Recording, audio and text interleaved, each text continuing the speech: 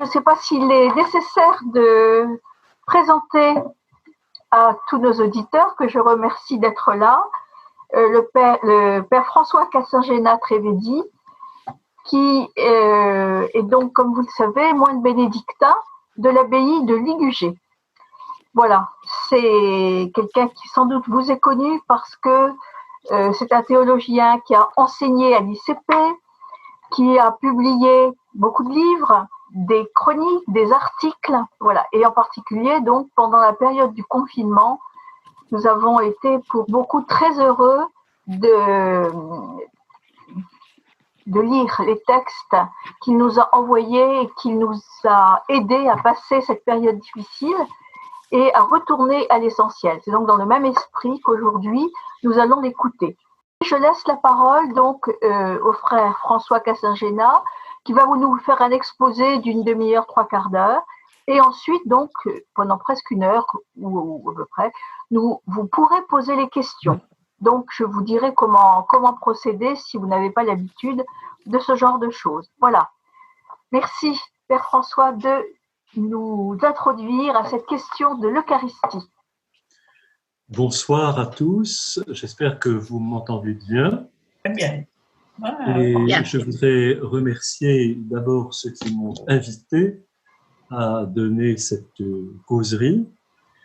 Je voudrais remercier aussi tous ceux qui m'ont aidé à en assurer la gestion matérielle. Je ne suis pas très équipé ni très doué en informatique, mais on y est arrivé et c'est un grand bonheur finalement de pouvoir communiquer ce soir par ce biais d'une manière eucharistique, je dirais. Notre rencontre est déjà en un certain sens eucharistique. Je ne suis pas dans mon cadre habituel, je suis en Auvergne pour un très long séjour et j'ai pu me connecter grâce à mes amis donc, qui me reçoivent et qui m'ont fait bénéficier de leurs compétences autant que de leur hospitalité. Je voudrais les remercier aussi ce soir, puisque je me distrais de l'heure de la traite des vaches pour donner cette conférence, qui peut paraître assez originale, mais je crois que le partage de la traite des vaches et de la vie paysanne est aussi, et peut-être un très très grand moyen de faire Eucharistie, de manière non conventionnelle, mais je pense que c'est justement ces voies non conventionnelles de l'Eucharistie qui nous intéressent. Et voilà. Donc, je ne vais pas vous faire un cours de théologie sur l'Eucharistie. Je pense que certains d'entre vous ont lu le texte que j'avais publié sur ma page pendant le confinement, à la fin du confinement, au moment où le culte, entre guillemets, a repris. Et j'ai senti l'opportunité à ce moment-là il y avait beaucoup de débats, beaucoup d'animosité, beaucoup de criailleries, je dirais, de revendications sur l'urgence de réouvrir les églises, pour que l'on puisse à nouveau célébrer l'Eucharistie, ou plutôt, comme beaucoup disaient, dire la messe. Et toute cette animosité m'a fait réagir parce que j'y ai décelé, au fond, un manque d'intelligence et de perception de ce qu'est véritablement l'Eucharistie, qui n'est pas un bien de consommation, qui n'est pas non plus un droit. Et je pense que dans un certain public catholique, toutes ces revendications ont pu manifester un manque de perception vraiment théologique de l'Eucharistie. Qu'est-ce que l'Eucharistie et pourquoi, comment l'appelle-t-on et comment la vit-on? Il y a la messe et il y a l'Eucharistie. Je pense qu'il y a tout un chemin qui va pour beaucoup et qui va comme une exigence aussi pour chacun de nous, de la messe à l'Eucharistie. On peut multiplier les messes, on peut aller très souvent à la messe et être encore loin de faire réellement l'Eucharistie. Et tout l'enjeu est précisément d'aller de la messe comme cérémonie à l'Eucharistie comme célébration, de la cérémonie à la célébration. Ce n'est pas la même chose. Aujourd'hui, il peut exister une tentation forte de revenir ou bien de valoriser à l'extrême les cérémonies et de perdre de vue la célébration eucharistique. Ce terme de célébration que le Concile Vatican II a particulièrement remis à l'honneur, en particulier dans sa réforme liturgique, et déjà dans la Constitution sur la liturgie, des Sacra Liturgia, ou sur la Sainte Liturgie, dans son chapitre sur l'Eucharistie. Alors, l'Eucharistie, qu'est-ce que c'est? Sa première appellation, c'est la fraction du pain. Ils reconnurent à la fraction du pain. Jésus est l'homme qui rompt le pain la nuit qu'il fut livré. Cette circonstance de la nuit, du soir, est importante dans la genèse de l'Eucharistie. Cette nuit qui va faire passer du soir au matin. Il y eut un soir, il y eut un matin. Et le geste de Jésus est un geste créateur, un geste qui va vers la lumière. Ce geste qui est son geste emblématique, puisque c'est à ce geste qu'on le reconnaît. Et c'est à ce geste que l'on devrait aussi nous reconnaître, que nous devrions nous reconnaître les uns les autres, et que les autres devraient nous reconnaître. Vous connaissez le mot de Tertullien à propos des chrétiens, « Voyez comme ils s'aiment ».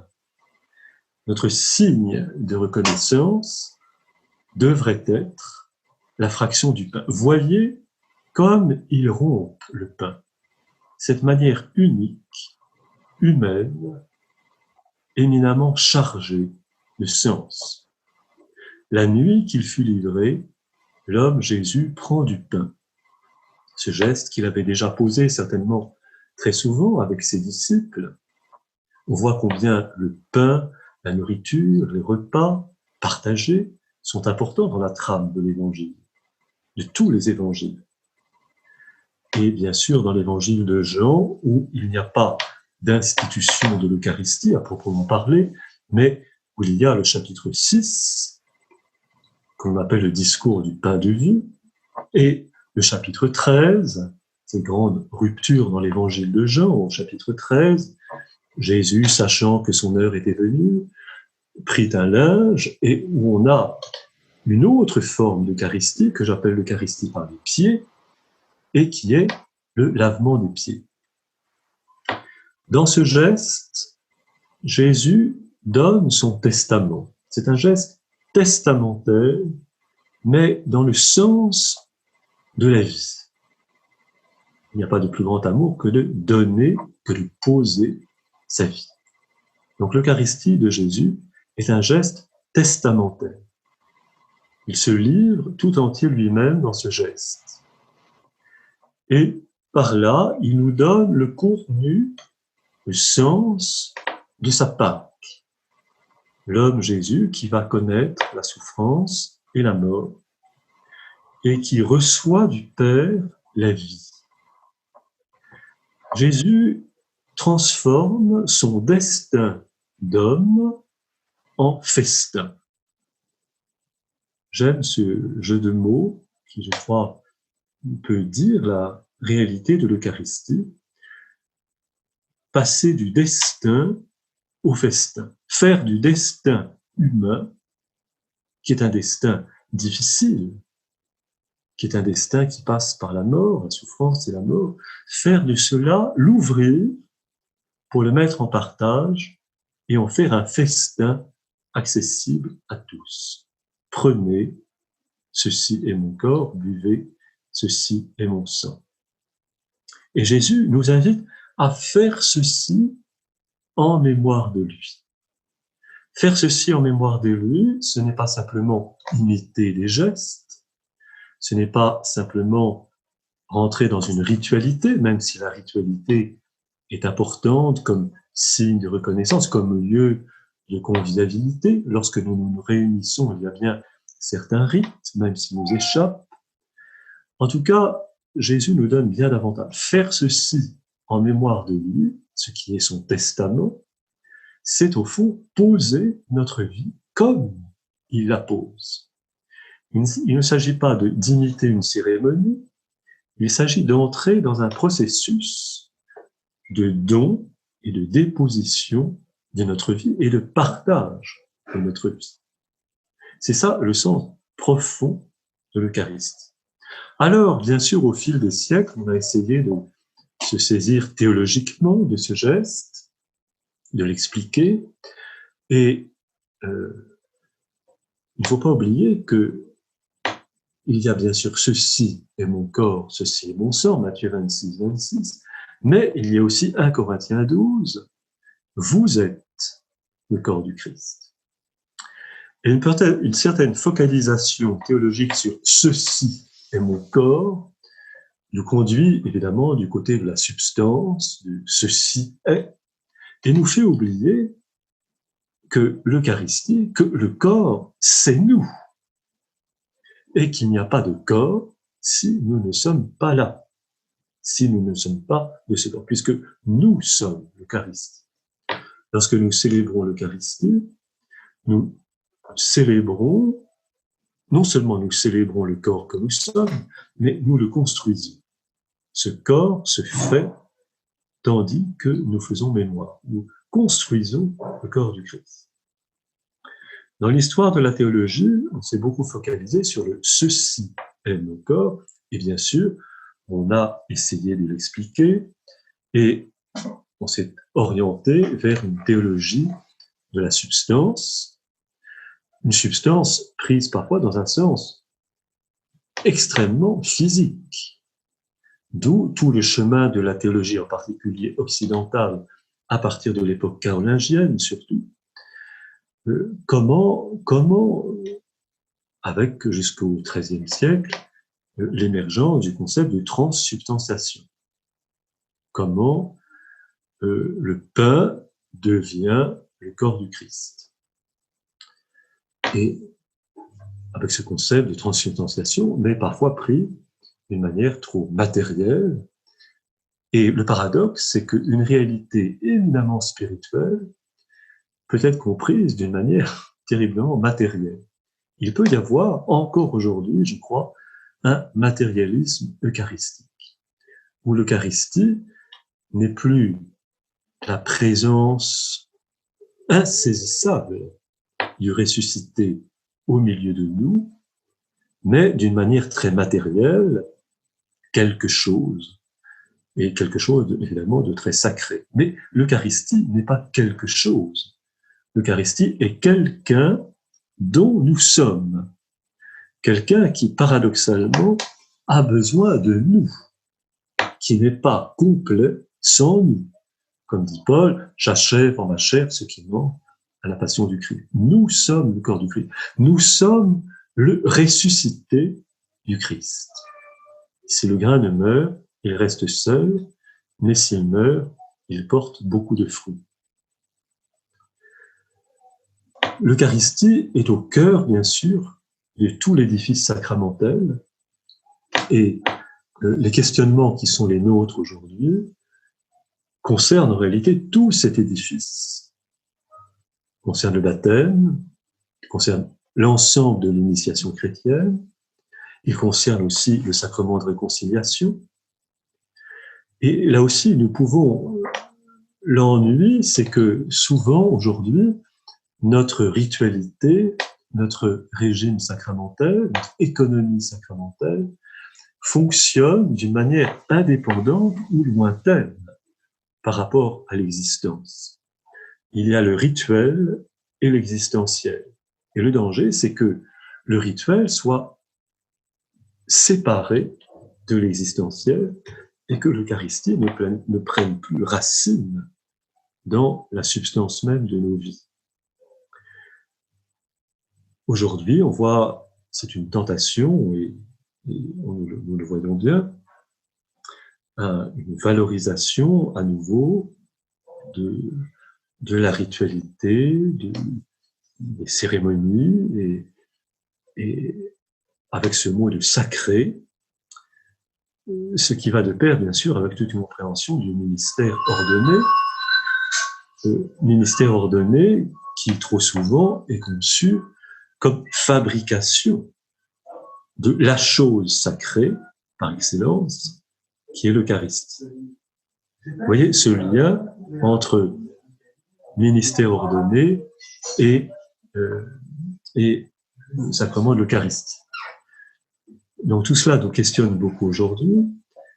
Comment échapper à cette tentation d'une objectivation extrême de l'Eucharistie comme un objet sacré et presque comme un médicament. On a bien vu pendant le temps du confinement et après une certaine conception chosiste du sacrement médicament ou du sacrement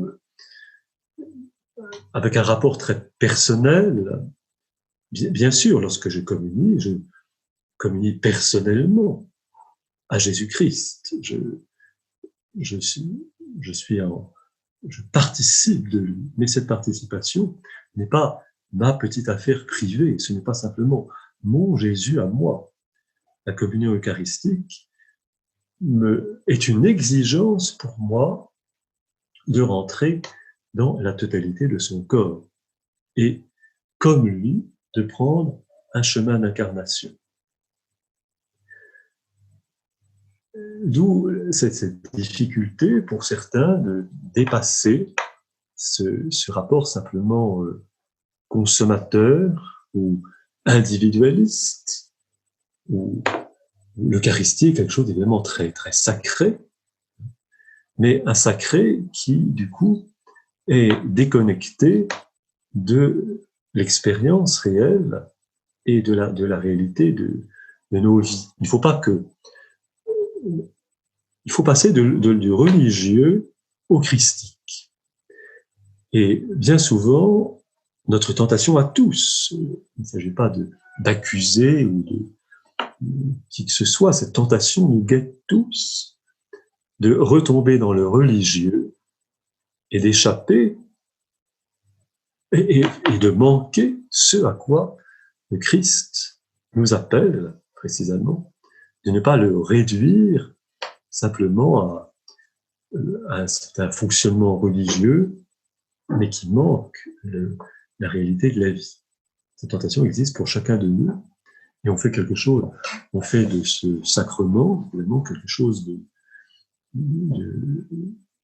un rapport très individualiste, mais qui manque la réalité. Je crois qu'il y a là un enjeu très très important pour aujourd'hui, que nous retrouvions l'exigence d'incarnation du Christ, que le Christ nous invite à partager ce chemin d'incarnation qui est le sien, c'est-à-dire de rentrer dans l'épaisseur, dans la réalité de notre condition humaine. Il n'y a pas d'un côté notre vie religieuse et de l'autre notre vie ordinaire. Ce ne sont pas deux départements séparés qui fonctionnent avec une sacralité indépendante. Il n'y a pas l'Église et hors dehors de l'Église. Il n'y a pas une boutique dans laquelle on entre et de laquelle on sort. Il y a la vie surtout. Je suis venu pour qu'ils aient la vie et qu'il est en abondance. Et c'est ça surtout ce à quoi nous sommes appelés. Donc, vous voyez, je reviens sur certains mots que j'ai employés, passer du destin au festin, passer du sacré au christique, passer de la messe à l'Eucharistie, passer de la simple ritualité à la vie, passer de la répétition à la parole. Et là aussi, il n'y a pas d'Eucharistie sans parole. La table sur laquelle nous célébrons, c'est la parole de Dieu. La messe ne commence pas, elle ne commence pas après l'Évangile. la liturgie, la parole, n'est pas un hors-d'œuvre, ni une simple introduction à ce qui va suivre et qui serait le plat de résistance. Excusez-moi le caractère un peu trivial de cette comparaison. Mais nous célébrons la parole. Nous faisons Eucharistie sur la table de cette parole que nous recevons et que nous partageons. Et le partage de cette parole fait lui-même éminemment partie de que serait une Eucharistie où je recevrais Jésus pour moi tout seul, sans avoir envie, sans avoir même l'idée d'échanger avec des frères et des sœurs sur la parole que j'ai entendue. Que serait une Eucharistie de ce genre? Alors que précisément, c'est cette parole de vie qui nous réunit. Et c'est elle que nous avons approfondie. Et on peut se demander si, 50 ans après le Concile, on a beaucoup progressé dans l'intelligence et la perception de l'urgence de ce partage de la parole, de cette intelligence savoureuse de la parole. Alors, dans la tradition monastique, nous avons l'exercice de la Lectio Divina, la lecture de l'Écriture, qui est une rumination quotidienne et qui nous fait sentir l'exigence précisément de ce rapport à la parole de Dieu. En tout cas, il ne peut pas y avoir d'Eucharistie s'il n'y a pas ce point de départ, cette substance, ce pain substantiel de la parole. Pour un Origène, au IIIe siècle, le pain est autant, l'Eucharistie est autant la parole que le pain. Et c'est là que ça peut être intéressant de lire les pères de l'Église qui peuvent rééquilibrer une théologie qui parfois a pris des chemins dangereux ou tronqués.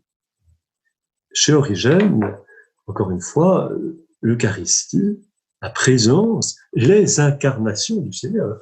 Origène va jusqu'à dire que le Verbe, la parole, s'incarne, est présente à la fois dans la parole et dans le pain. Il y a, et bien sûr, dans le corps ecclésial que nous sommes. Donc, je reviens sur cette question de l'Eucharistie n'est pas quelque chose. Évidemment, c'est très sacré, mais ce n'est pas seulement quelque chose, ce n'est pas un objet. Dans l'histoire de la ritualité chrétienne, de la piété chrétienne, à partir du XIIIe siècle, on a commencé à célébrer des adorations du Saint-Sacrement. Vous savez combien aujourd'hui le monde catholique est friand, court après les adorations, parfois d'une manière un peu surprenante. On est devant Jésus, on porte Jésus, on déplace Jésus. Le prêtre a le privilège de porter Jésus, de déplacer Jésus, comme c'est joli. Mais c'est une fausse théologie de l'Eucharistie. Ce sont là des illusions. Ce corps, Jésus n'est pas devant moi, enfermé dans une hostie. Je suis de lui. Vous êtes le corps du Christ.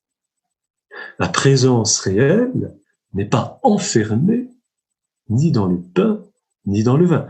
Le pain et le vin ont un sens relatif parce qu'ils exigent, ils sont le signe de la relation qui s'instaure entre nous, au nom et en mémoire de Jésus-Christ.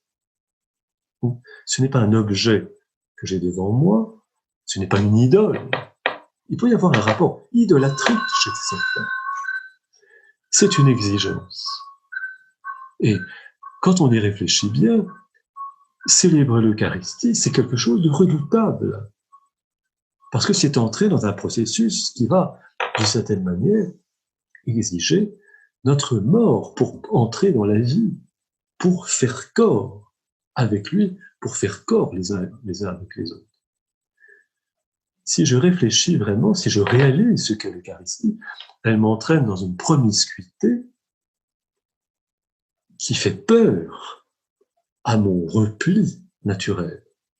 Elle exige que qu'en restant différents bien sûr les uns des autres, nous entrions dans ce rapport de communion communier, c'est communier les uns aux autres.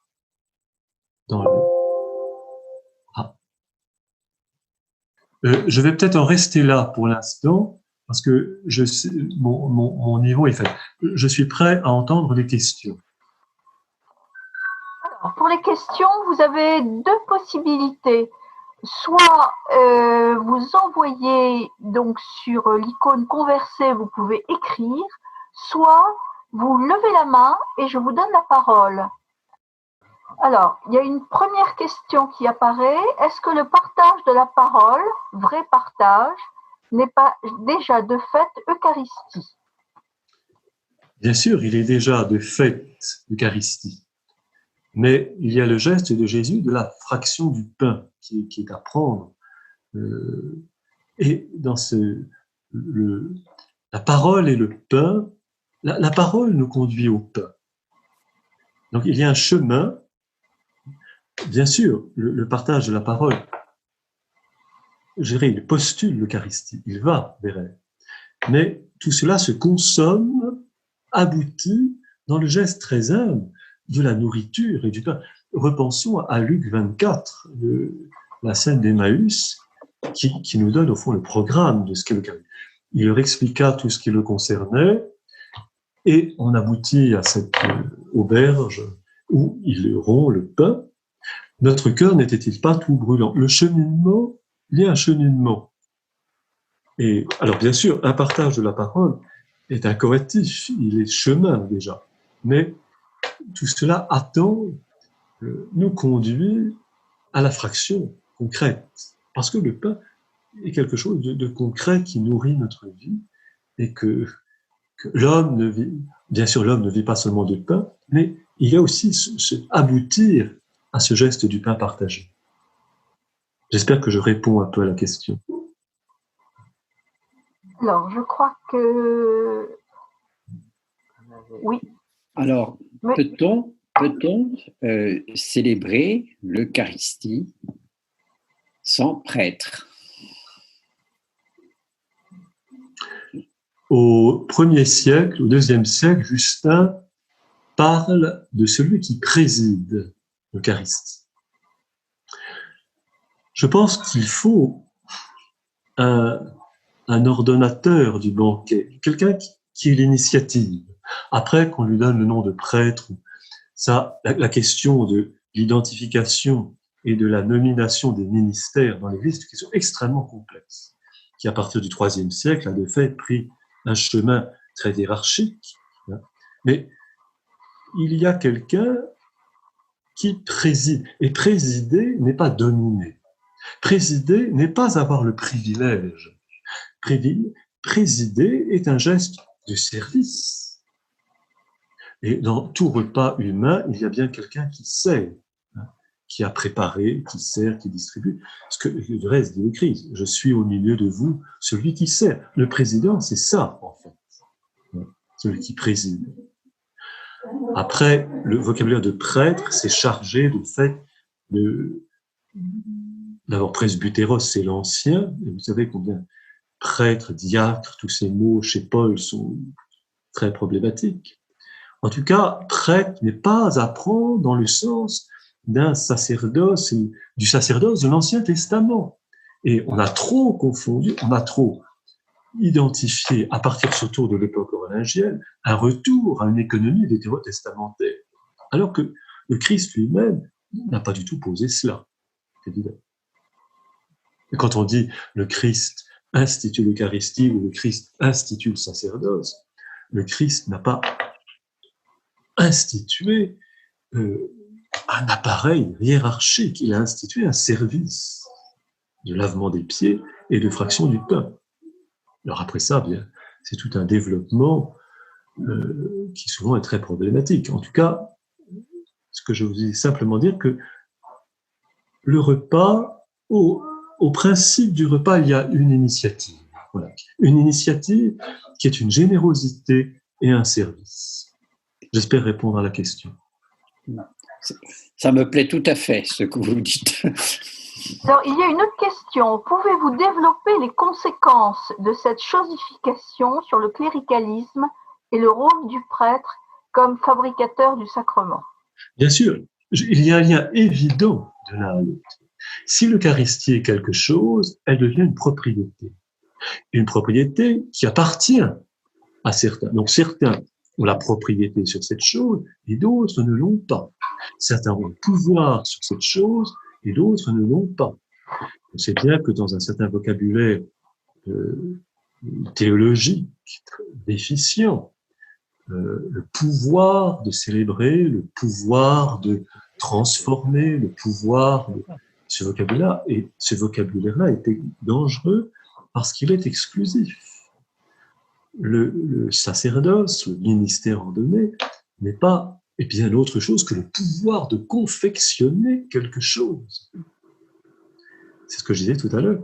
C'est un service, c'est une présence, c'est une invitation, c'est vraiment tout autre chose que certains ont un pouvoir et d'autres ne l'ont pas. Et le pouvoir sacerdotal peut dangereusement susciter devant lui un contre-pouvoir revendicateur. Donc, on retombe dans une logique de pouvoir, alors que le Christ nous libère précisément de cette logique. J'ai une demande de Marie-Josée Poiré. Si vous voulez prendre la parole et poser votre question. Merci. Salutations du Québec. Quelques mots. Je donne actuellement un cours sur l'Eucharistie à 3 groupes d'étudiants adultes et je suis frappée lors des échanges et des remontées parfois de travaux en équipe de voir la prégnance du désir de s'emparer de la présence du Christ. Un peu à la manière de Marie-Madeleine, je reviens toujours à l'image de Marie-Madeleine au jardin le matin de la résurrection quand elle se fait répondre « Non, ne me touche pas ». Et j'essaye de faire comprendre en revenant avec les étudiants, avec ce texte de Marie-Madeleine aussi avec une relecture d'Emmaüs, mais je veux dire, il reste un imaginaire de désir de capter le Christ, de s'emparer du Christ, de capturer le Christ, d'avoir l'impression que le Christ, c'est mon Jésus, comme vous l'avez dit, mon Jésus à moi, bien sûr, mais il y a quelque chose qui dépasse le cadre de la théologie pour aller vers le cadre pratiquement de la psychologie personnelle et de la spiritualité personnelle. Et je trouve que la période du confinement, avec la multiplication des célébrations sur les différents modes de communication, a accentué à quelque part cette dimension-là qui était déjà très présente, particulièrement dans les dernières années, avec la grande accentuation sur l'adoration eucharistique. Avez-vous des pistes pour nous aider à amener nos frères et sœurs chrétiens à faire un certain chemin par rapport à cela? Il a disparu. Ah! Il est comme le Christ le matin de la résurrection, il a disparu. On va continuer à poser les questions. Oui, si vous voulez. Alors, je vais les noter. Je crois que Jean-François Bénard voulait poser une question. C'est exact. Oui. Je peux poser ma question? Je la note, oui. Alors, lorsque nous partageons l'Eucharistie, nous le faisons au sein de l'Église catholique. Mais lorsque nous partageons la parole de Dieu, nous pouvons le faire avec nos frères chrétiens de toute confession. Est-ce qu'il n'y a pas une certaine forme de contradiction entre ces deux situations si l'on met un fort lien, comme cela vient d'être fait, entre le partage eucharistique et le partage de la parole? Alors, je ne pense pas que François Cassagina l'ait entendu, mais enfin, on va la noter. Alors, Je pourrais la reposer si c'est nécessaire. On la reposera. Il y a aussi d'autres questions. Alors, comment partager la parole alors que lors de la messe dans nos paroisses, seul le prêtre intervient pour commenter les textes? Quelle place pour les laïcs? Et puis une autre question. Que pensez-vous des Eucharisties domestiques? Est-ce enlever le pouvoir du prêtre? Ces célébrations domestiques ne risquent-elles pas d'accentuer cette mise sous la main? Voilà, donc j'espère qu'on va bien. Est-ce qu'il y a peut-être d'autres questions? Oui, moi j'en avais une qui était de demander quand et pourquoi a-t-on commencé à parler de présence réelle, mais peut-être qu'un certain nombre d'entre nous sont déjà capables de répondre un peu à ça, avant que le frère revienne. Est-ce que l'un d'entre vous se sent de répondre? Peut-être Madame Poiret? Est-ce que vous voulez répondre à cette question? Il faut que vous réactiviez votre micro. Voilà. Non, ben, j'ai pas la prétention de répondre, là, mais disons que la question de présence réelle, c'est un développement. Le frère François, tout à l'heure, a parlé des querelles eucharistiques à partir de la période carolingienne. Donc, c'est à peu près vers la fin du premier millénaire qu'il y a eu des débats sur toute la discussion entre le réel, le symbolique, des choses qui sont revenues encore au 20e siècle, mais déjà, on l'a eu. Donc, il y a eu une série de querelles sur l'Eucharistie à la période carolingienne. C'est ensuite revenu au début du Moyen Âge et au moment où s'est établie justement la scolastique telle qu'on la connaît. Comme par exemple, il y a eu un durcissement qui s'est fait déjà à ce moment-là. Comme par exemple, il y a toute la question, le frère François l'a évoqué tout à l'heure, mais quelle est la compréhension de la substance? Et saint Thomas, qui a développé cette question de substance-là, est beaucoup plus raffiné dans la compréhension que ce qu'on en a fait par la suite.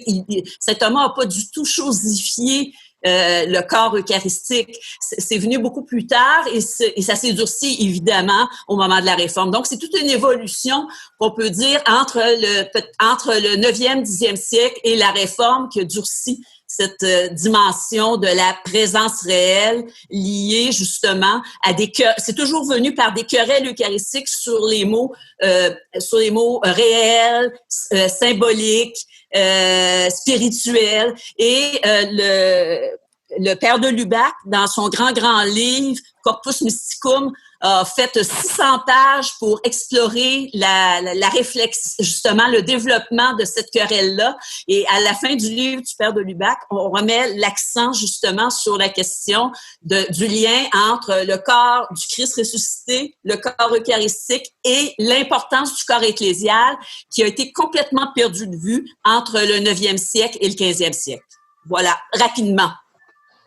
Il y a eu aussi cette querelle assez amusante, la question posée, si jamais une petite souris mange une hostie, est-ce qu'elle mange le corps du Christ? Et la réponse était évidemment non.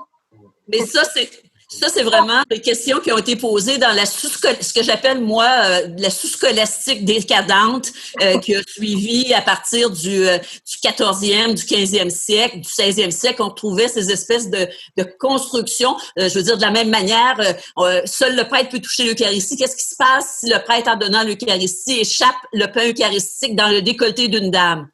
Bon, on avait ce genre de questions sur est-ce que quelqu'un d'autre que le prêtre peut aller chercher la parcelle de pain dans le décolleté, oui. Mais ça, bon, je m'excuse, moi, de mon point de vue, plus de théologienne, j'appelle ça de la sous-scolastique décadente. Mais là-dessus, je me ferais probablement traiter de protestante. J'ai notre frère François au téléphone. Oui. Oui, moi, je pense que pendant toute cette période, on a été un peu prisonnier de l'approche philosophique d'Aristote, parce qu'il fallait distinguer la substance et les accidents, et ça a conduit à des dichotomies qui finalement aujourd'hui, alors que nous raisonnons plutôt sous la forme d'un signe, ces dichotomies ne sont plus pertinentes, mais elles ont certainement occupé le terrain pendant très longtemps, comme Madame Poiret vient de l'expliquer. Bon, alors, j'ai une information. Donc, le frère François n'a plus de batterie, mais il va essayer de se connecter par téléphone. Voilà, donc on essaye la manœuvre. Peut-être que d'autres parmi vous pourraient justement avoir, en attendant, je sais pas, des idées par exemple sur les célébrations eucharistiques, les célébrations domestiques ou quelque chose comme ça?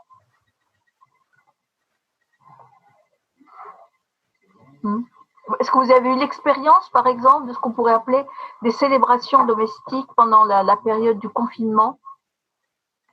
Moi, je dirais bien un mot pour lancer la discussion, parce qu'il me semble que pendant la période du confinement, on a pu avoir des expériences de célébration de la parole au sein des maisonnées, hein, ou de prières communes, mais pas d'Eucharistie au sens, en tout cas, sacramentel. Donc, la question qui me semblait surgir de l'expérience que nous avons vécue pendant le confinement, c'est comment, à défaut d'Eucharistie au sens sacrement, comment vivre et mettre en place un acte de type liturgique, mais qui soit suffisamment expressif et accessible pour tous ceux qui sont présents. Mais c'est certainement pas un sujet facile, hein. Moi, je crois que la notion de sacramentalité déborde beaucoup l'énoncé strict des 7 sacrements, qui date lui aussi, je parle sous le contrôle de Madame Poiret, du XIIe ou XIIIe siècle. Avant, on ne distinguait pas tout ça. Et donc, il y a probablement quelque chose à inventer, mais précisément, c'est à inventer.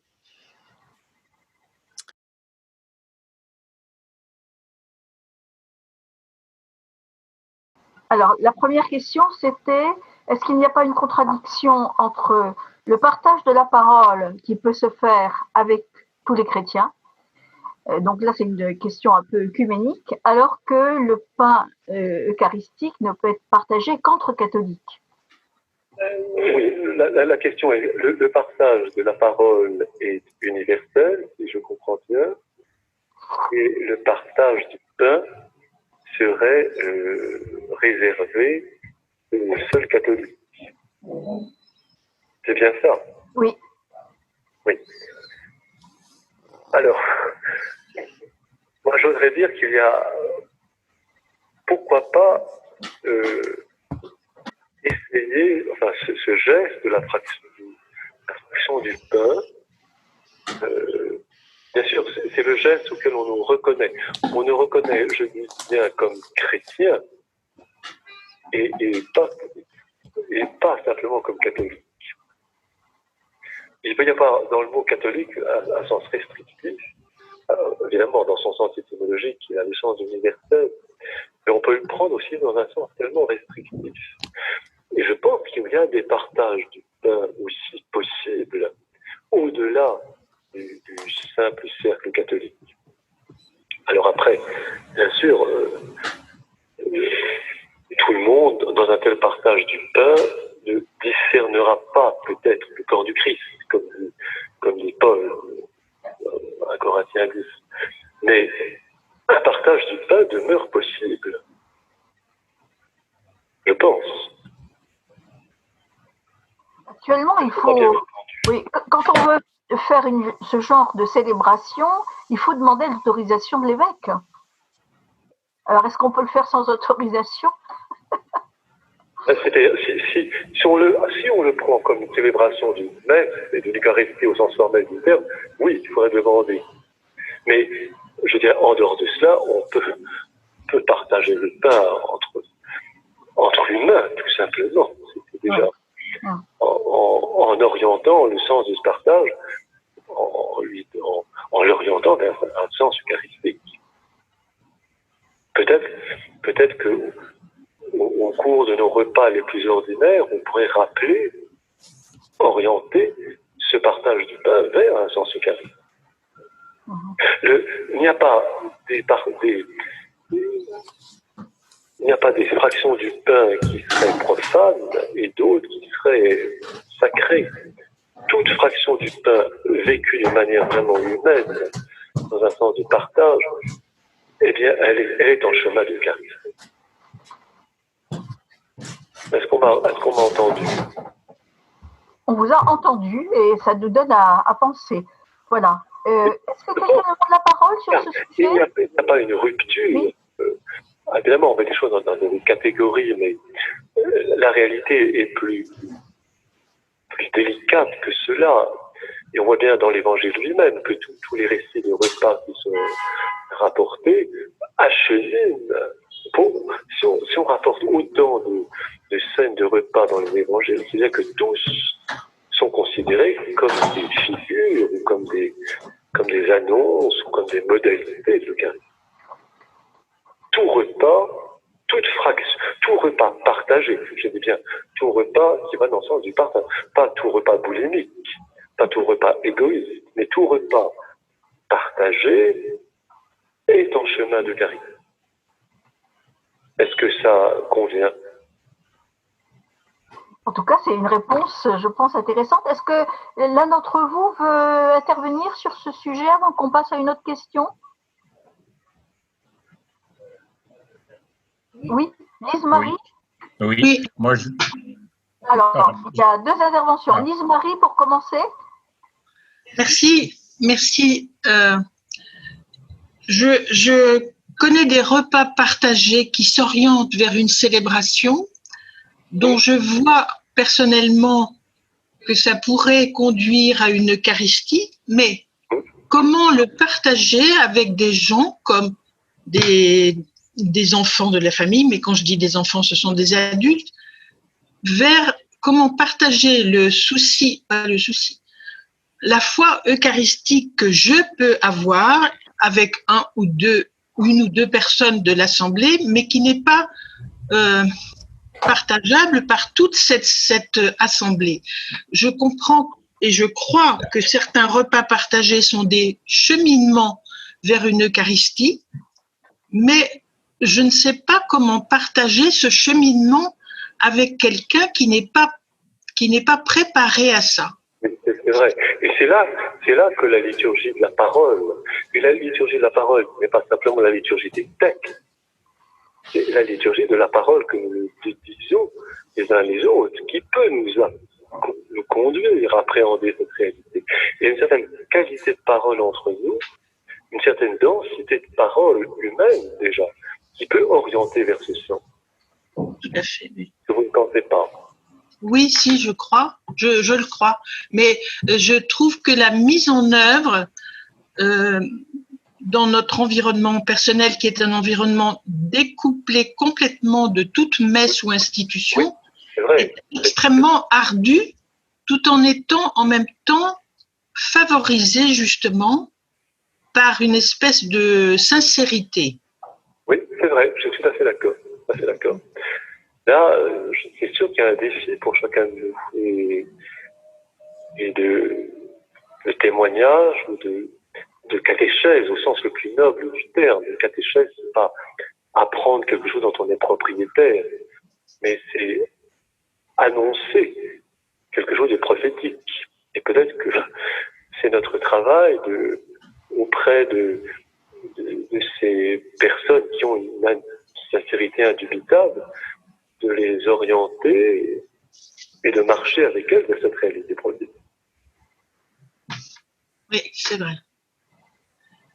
Merci. Nous-mêmes, sommes-nous certains de posséder une foi eucharistique? C'est pas certain. Nous sommes. Non. Oui, en effet, c'est pas du tout sûr. Je prends une célébration eucharistique dans une église.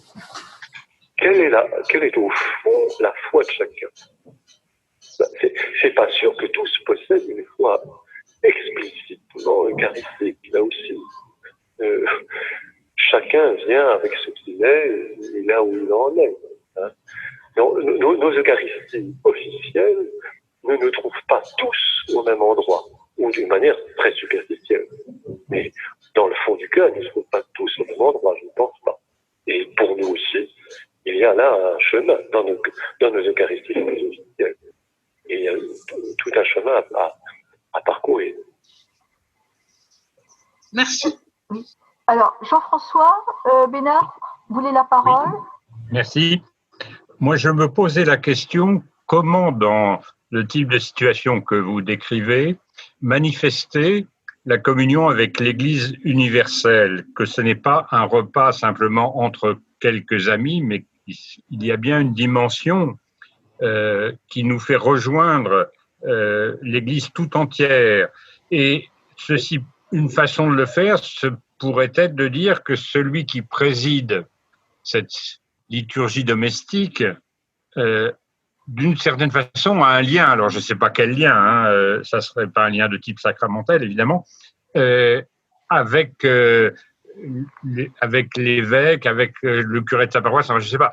Il y a quelque chose, il me semble, ou si ce n'est pas le président, ça peut être une autre idée, mais il ne faudrait pas perdre la dimension universelle en étant à travers ces célébrations domestiques. C'est pas un repas contre ou un repas. Alors après, il faudrait que toute l'Église, et là que toute l'Église, dans sa hiérarchie, travaille la légitimité et la possibilité de telles célébrations. Et là, il y a un chemin considérable. L'effort va dans les deux sens. Que des célébrations non officielles aient le souci d'être en lien avec l'universel, mais que ce qui est officiellement universel comprennent la légitimité de célébrations dont vous parlez. Alors, nous avons une autre question que j'ai posée tout à l'heure, je la repose. Alors, comment partager la parole alors que lors de la messe dans nos paroisses, seul le prêtre intervient pour commenter les textes? Quelle place pour les laïcs? Oui, alors c'est toujours la question d'une concurrence entre le prêtre et laïc. Et de fait, ce n'est pas bon que le prêtre soit seul à prendre la parole. Et l'expression même de prendre la parole est déjà très révélatrice d'une prise de possession. Dans l'idéal, personne ne prend la parole, mais on la reçoit. On la reçoit pour se l'échanger. Et nul ne peut revendiquer quelque pouvoir que ce soit, même au nom des études, ou il faudrait qu'on soit capable de nous écouter les uns les autres, puisque par le baptême, le baptême, si vraiment on le prend au sérieux, fait de nous des êtres capables d'échanger la parole. Le baptême nous donne la parole. Il ne s'agit pas de prendre sociologiquement la parole, il s'agit d'un point de vue baptismal de recevoir la parole pour nous la donner les uns aux autres. Vous voyez ? Et on est souvent dans ce rapport simplement hiérarchique ou sociologique, et pas dans le rapport, la fraternité véritablement baptismale. Est-ce que vous comprenez ce que je veux dire ? Oui, je pense. C'est dans ce sens qu'on est évangélisé par les pauvres, à mon sens. Oui, et qu'on peut être évangélisé par n'importe qui. Par n'importe qui, oui. N'importe qui est susceptible de nous évangéliser. N'importe qui, dans l'Assemblée du Seigneur, est susceptible de nous donner la parole. Ces paroles que je ne peux pas confisquer pour moi tout seul. Et de fait, il peut y avoir un rapport autoritaire qui est dangereux. Certains auraient autorité et d'autres n'auraient qu'à se soumettre au fond. Mais encore une fois, le rapport clérical peut générer une revendication qui peut être à son tour comme un nouveau cléricalisme. Vous voyez ? Il faut qu'on sorte de cette dialectique pour vraiment nous écouter les uns les autres en recevant celui qui est au milieu de nous et que nous ne connaissons pas, comme dit l'Évangile de Jean. Vous voyez ? Il y a au milieu de vous, au milieu de nous, il n'y a pas un supérieur hiérarchique. Il y a la parole. Et nous sommes tous autour d'elle. Voilà. C'est cette position-là qu'il faudrait trouver. Celui qui préside, c'est le Christ, en fait. Alors, ça suppose en chacun de nous, prêtres et laïcs, ce déplacement et cette pauvreté. Alors, c'est facile à dire, mais c'est finalement difficile à mettre en œuvre. Mais il faudrait. En tout cas, la parole du prêtre ne peut pas se substituer à la parole des autres. Et ce n'est pas parce que des laïcs parlent beaucoup qu'on a réussi à faire. C'est d'un autre ordre, plus profond. Alors, est-ce que vous nous suggérez un chemin? Parce que j'ai une question, soyons réalistes, comment faire concrètement dans nos assemblées? Avez-vous une idée? Oui, c'est sûr qu'il y aurait beaucoup de choses à... déjà, je pense qu'il y a tout un vocabulaire Il nous faut à la fois recevoir le vocabulaire de la tradition chrétienne, dans ce qu'elle a de plus beau, et en même temps la liberté de parole. Et je pense à ce que dit le chapitre 1 Corinthiens 14 sur l'or dans les assemblées. Peut-être qu'il faudrait aller voir de ce côté de ce chapitre-là aussi, que c'est une assemblée chrétienne n'est pas, comment dire, un repas gazé, et c'est pas non plus un pique-nique. Il faudrait trouver ce bon degré de fraternité, de liberté, d'humilité, d'écoute, pour que ça sonne vrai. Voilà, que le geste soit vrai. Et un immense travail à faire. Et alors la réforme liturgique de Vatican II nous a déjà donné des éléments, mais est-ce qu'on les a vraiment mis en œuvre? Est-ce que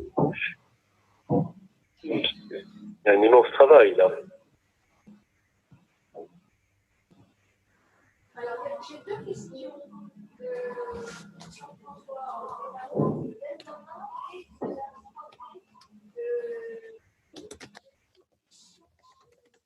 Jean-François Bénard, est-ce que tu veux poser ta question? Je laisse la parole à Madame Poiret. Madame Poiret, vous disiez que le frère Cassagena n'avait pas totalement répondu à votre question sur la mainmise au moment où on a été coupé. C'est ça. J'aimerais ça l'entendre un petit peu sur cette question-là parce qu'il n'y a pas eu l'occasion de s'exprimer sur ce que j'ai dit. Sur le rapport très possessif au toucher, au corps du Christ, c'était ça la question. Oui, avoir l'impression que, dans le fond, que l'Eucharistie, qu'on pouvait posséder le Christ, s'emparer de lui par l'Eucharistie. Oui. Mais est-ce que c'est pas un instinct humain? Et vous avez, avec raison, vous évoquez la scène de Marie-Madeleine, mais Jésus répond, effectivement, ne me touche pas, ne me confisque pas. Hein. Va annoncer à mes frères. Jésus envoie Marie-Madeleine vers ses frères, alors qu'elle voudrait le posséder peut-être pour... On a pris mon Seigneur, c'est important de relire la totalité de cet évangile. Ils ont pris mon Seigneur et je ne sais où on l'a mis, et dis-moi où il est et je le prendrai. Hein, je le prendrai. Et alors évidemment, ça part, chez Marie-Madeleine, ça part certainement d'un bon sentiment, mais le Christ ressuscité l'invite à aller plus loin que ce simple rapport de préhension, hein, et de captation, qui est un rapport magique. L'instinct naturel de l'homme est de capter les forces magiques et de s'en emparer. Et c'est là que le Christ est fondamentalement révolutionnaire, si on peut dire, parce que il décourage en nous et nous incite à dépasser ce rapport religieux, magique, où l'homme s'empare de Dieu. Dieu nul ne l'a jamais vu, mais le Fils nous l'a révélé. Il ne s'agit pas pour nous de le posséder, ni de l'enfermer. Au contraire, c'est lui qui nous prend. Nous laisser prendre. J'ai été saisi par le Christ, comme dit Paul. Nous laisser saisir par lui. C'est dans le sens inverse. Mais c'est vrai que certaines piétés eucharistiques, alors il ne faut pas juger le fond des cœurs, et puis il peut y avoir l'amour cherche à toucher et à posséder, mais cette possession n'est pas exclusive, et je ne peux pas l'enfermer moi-même, comme une chose, encore une fois. En tout cas, le Christ nous délivre du rapport magique à Dieu, voilà, et d'un faux rapport religieux. Est-ce que je réponds à votre question? Oui, oui, merci beaucoup. Enfin, vous me donnez des pistes pour continuer la réflexion. Je pense que c'est une question qui va rester éternellement, mais ce rapport de possession est un rapport instinctif, j'oserais dire anal, au sens de la psychanalyse, où un petit bébé met dans sa bouche des objets. Et notre rapport à l'Eucharistie n'est pas simplement une tétine que l'on met dans sa bouche. C'est au contraire, ça nous pousse vers l'extérieur. Ça nous pousse à faire corps. Vous êtes le corps du Christ. Ce n'est pas un objet que l'on possède, c'est la vie. Hein? Celui qui me mange, ma chair et mon sang, a la vie. Il n'a pas un objet, il a la vie. C'est autre chose. Alors, Jean-François Bénard.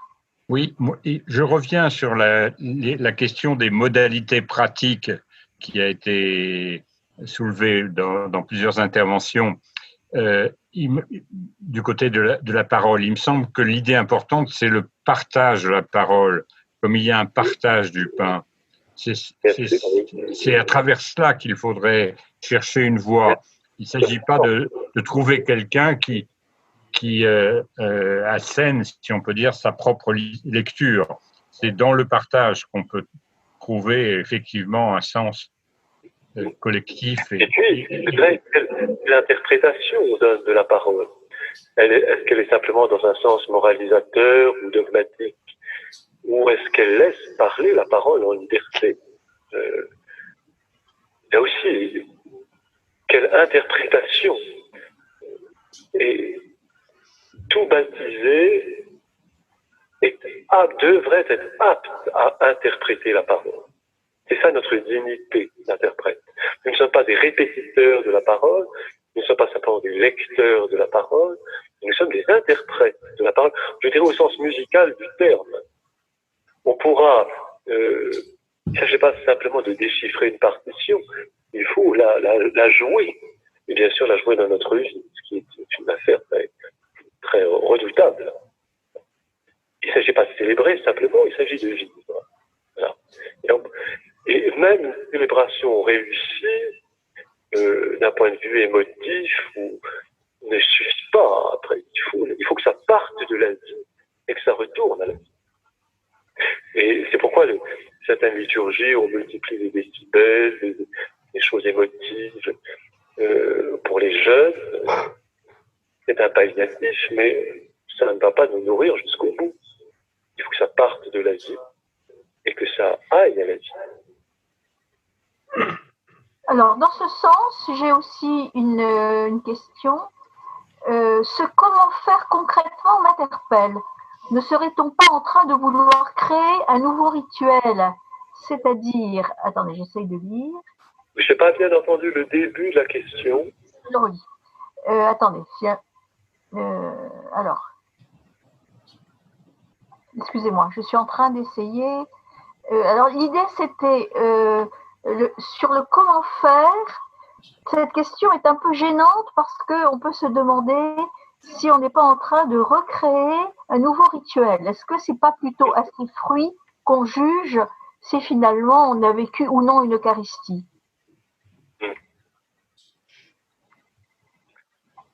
Oui, il ne s'agit pas de recréer un nouveau rituel, je dirais.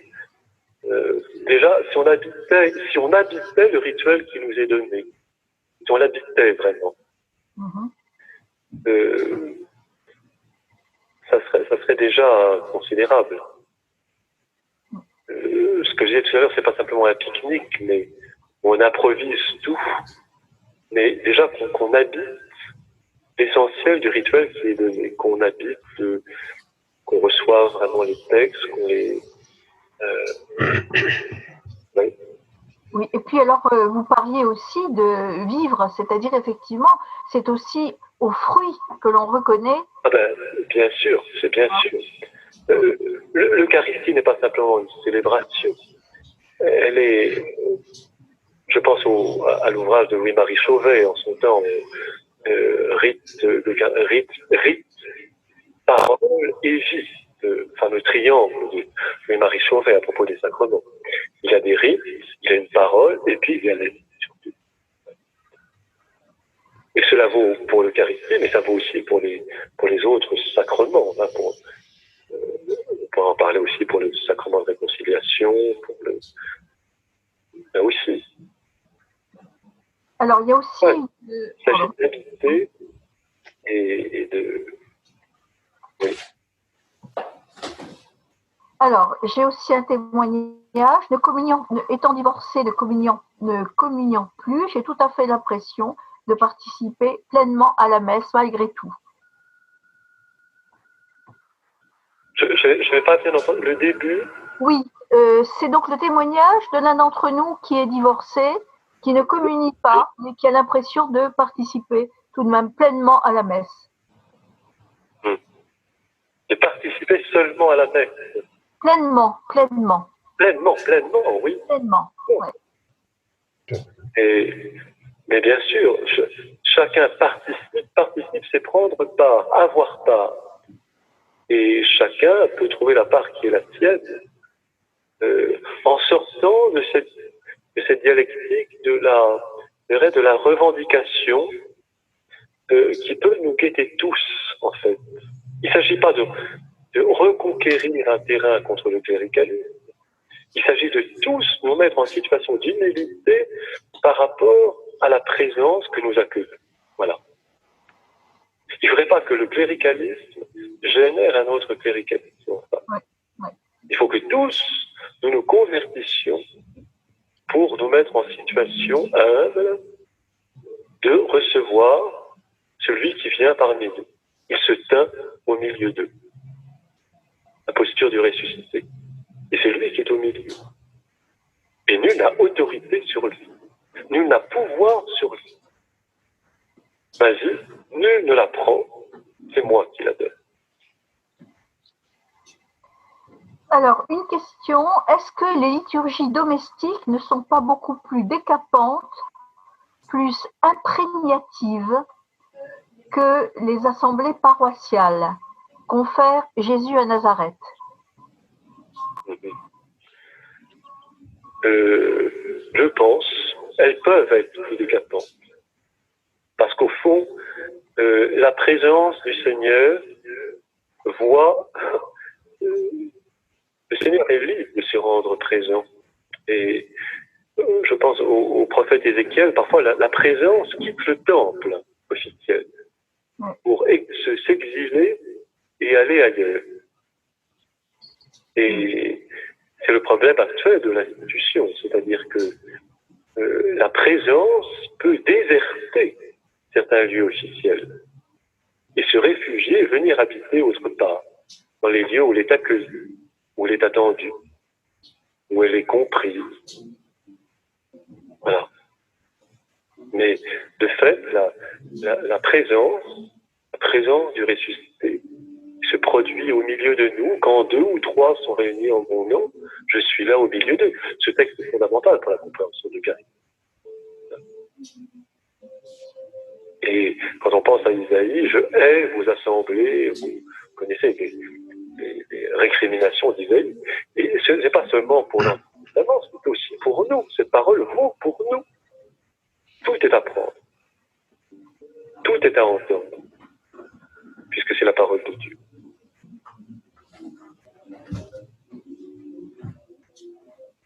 Alors, j'ai une remarque. Cette critique de la revendication ne risque-t-elle pas d'être un opium pour catholiques?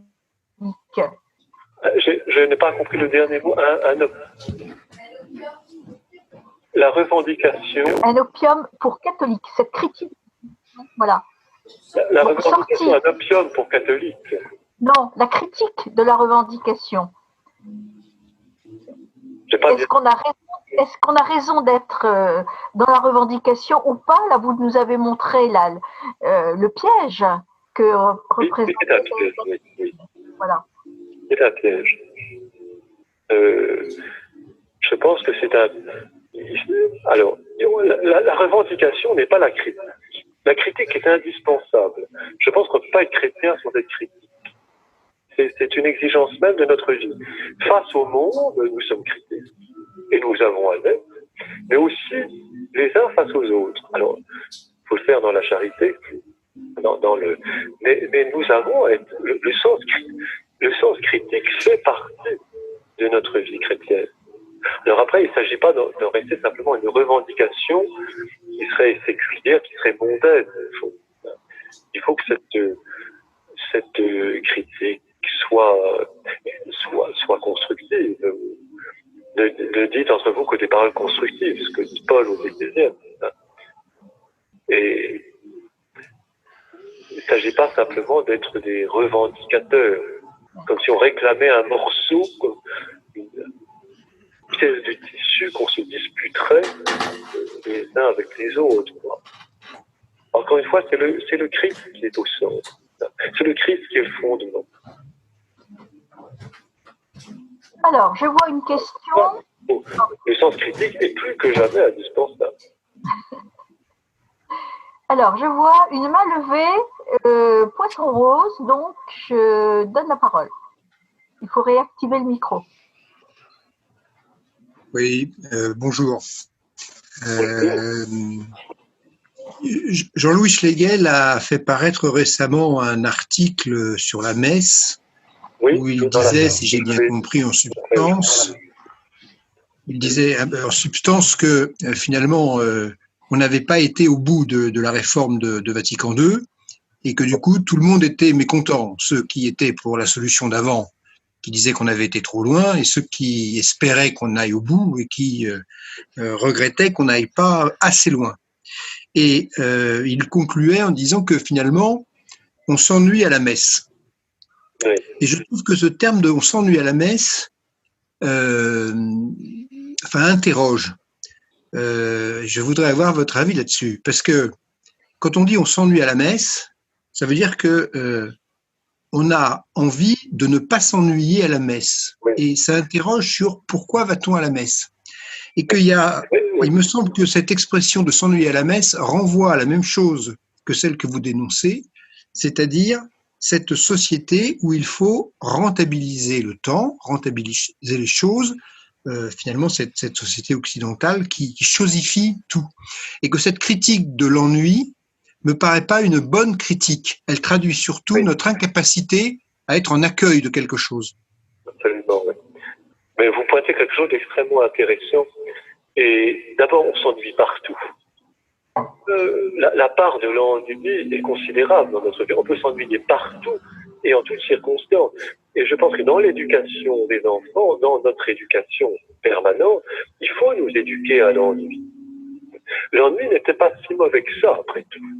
Et peut-il y avoir une existence qui soit complètement dépourvue d'ennui? L'ennui, si j'ose dire, c'est que nous cherchons toujours des excitants. Et on est dans une société qui cultive l'excitation permanente.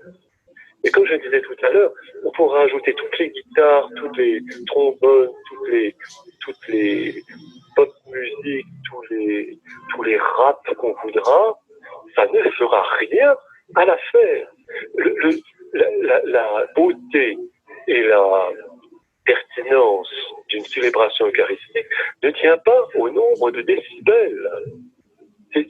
C'est une erreur profonde.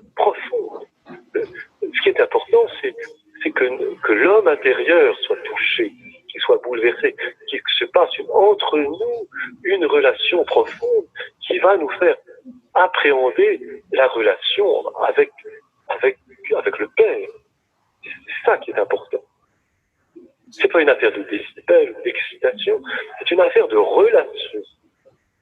Et une célébration, une fraction du pain belle et réussie, même le mot réussi n'est pas bon, ce n'est pas d'une performance, mais je dirais une fraction du pain qui atteint son but, c'est celle qui part de nos relations vraies et qui nous fait progresser dans ce sens. Et c'est à l'intérieur de ces relations humaines vraies que nous pouvons approcher le mystère de la relation avec Dieu et de cette relation, de cette vie de relation qui est Dieu même, Père, Fils, Esprit. Voyez ? Est-ce que je réponds un petit peu à la question? Oui, tout à fait, tout à fait. Oui, je pense que finalement, les mots qui sont revenus, c'est vérité et justesse. Je pense que c'est important. Effectivement, c'est pas une question de décibels ou d'invention. C'est là qu'il y a pu y avoir, au moment de la réforme liturgique, je pense que dès le moment de la réforme, il y a eu des bêtises qui ont été faites. On a cru qu'il fallait augmenter les décibels, on a bousillé, on a passé sur certains quand même des trésors de la liturgie qu'on a un peu abîmés, et du coup ça a déclenché des réactions inverses, et depuis il y a une certaine guéguerre qui a du mal à s'éteindre, parce qu'on a raté cette réalité profonde de ce qu'est la liturgie. Qui n'est pas simplement ritualité, mais qui est une ouverture sur la relation. Là où il y a la relation, Dieu est. Alors, est-ce qu'il y a d'autres questions? Est-ce que certains parmi vous souhaiteraient rentrer dans le débat? Oui, j'ai envie de rebondir sur la question que vous avez posée, Patrice. N'avez-vous pas l'impression quand même que justement cette cérémonie, la messe, qui comprend la lecture, donc l'enseignement, le partage sur la lecture, ensuite de rendre gloire à Dieu, ensuite de célébrer sa mort et sa résurrection, ce partage, il y a un tel condensé que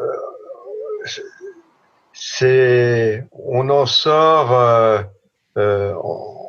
avec beaucoup de choses ou rien du tout, si je peux dire. Et du coup, ça peut créer justement cet ennui. Et ne faudrait-il pas justement étaler sur un temps, prendre le temps à la fois d'échanger, parce que si on veut échanger sur la parole, ça prend du temps, et ensuite de revenir sur l'Eucharistie et ce partage, ça prend du temps. Est-ce qu'on peut traiter ça en 1 heure, si je peux dire? C'est un peu ça qui m'interpelle. Oui, c'est une question. Mais là aussi, on a tellement... c'est une idée tellement répandue que plus c'est court, mieux c'est. Alors que, de fait, quand on voit dans les Actes des Apôtres ce fameux passage où un jeune homme tombe par la fenêtre parce que Paul parle longtemps, alors je sais bien qu'il y a des homélies longues qui sont prodigieusement inutiles et ennuyeuses. Et c'est peut-être pas... Là aussi, c'est pas une question de quantité, c'est une question de densité et de qualité et de vérité. Tout à fait. Et c'est là ce qui est le plus ennuyeux, c'est quand la messe est éduquer ou rééduquer dans le sens de cette vérité, de cette profondeur. Souvent, ça manque beaucoup. On a des leçons apprises et ça reste très superficiel. Au fond, il nous faudrait que des poètes, voilà. Mais ça, c'est un vœu pieux. Est-ce que c'est une grâce baptismale? Voilà. C'est une grâce baptismale, la poésie. Bien sûr, c'est une grâce. La poésie n'est pas faire des vers, c'est une position dans l'existence. C'est une position fondamentale dans l'existence, qui fait que tout devient matière à poésie. Et dans le sens le plus sérieux et le plus beau du terme. Il faudrait que nous soyons des concélébrants poètes. Voilà. Puisque nous sommes tous concélébrants, en fait. Dans célébrer, il y a d'ailleurs la poésie. Il y a bien cette idée d'une possibilité poétique. Alors, est-ce que d'autres questions? Alors, l'Eucharistie toutes les semaines, sommes-nous aptes à la rencontre avec le Christ chaque dimanche de manière automatique? Alors, la question de la fréquence de l'Eucharistie, là aussi, est à revoir. Je pense qu'on a vécu longtemps, surtout depuis le Moyen-Âge, sur une surconsommation ou une habitude de liturgie fréquente. Et vous connaissez bien le fameux, avec Sapidis, la communion fréquente. Mais, je veux dire, on en avait encore les moyens. Mais, parce que, bon, il y avait beaucoup de prêtres pour célébrer. Mais, peut-être que retrouver le sens de l'Eucharistie comme jour du Seigneur. Hein. Et il y a peut-être une surconsommation sacramentelle qui est à revoir. Et bon, revenir à... Et même, on voit bien que beaucoup de communautés religieuses et des communautés monastiques aussi, surtout cérémoniales, ont du mal à trouver un aumônier pour avoir une messe tous les jours. Et certaines de ces communautés ont pris leur disposition et ils s'aperçoivent qu'il y a... Dans la règle du Saint Benoît, par exemple, il n'y a pas d'Eucharistie tous les jours. C'est le jour du Seigneur. On a vécu longtemps sur un régime vaste, et qui est peut-être à revoir. Il y a peut-être une frugalité eucharistique qui nous permettrait de reprendre goût à l'Eucharistie.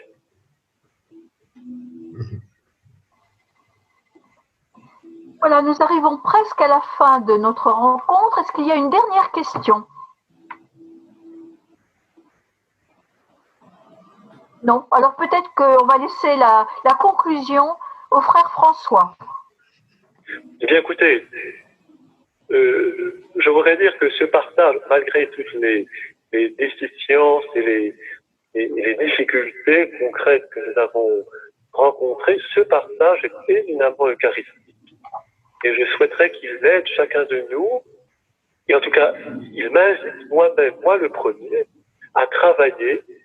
L'Eucharistie est un pain qui ne cesse de se boulanger, le sens le plus concret du terme, comme un boulanger boulange son pain. Et nous avons sans cesse à revenir sur notre métier eucharistique pour travailler ensemble dans le sens de la vérité, dans le sens de la relation, dans le sens de la beauté, dans le sens de l'écoute, dans le sens de l'humanité. Tout cela pour que le ressuscité soit vraiment au milieu de nous. Et que ce soit lui, et non pas nous, qui soyons au milieu. Voilà. Merci infiniment. Je crois que nous avons tous été très heureux de pouvoir vous entendre et d'avoir partagé. Voilà. Merci infiniment. Voilà. Au revoir à tous et puis à une prochaine rencontre.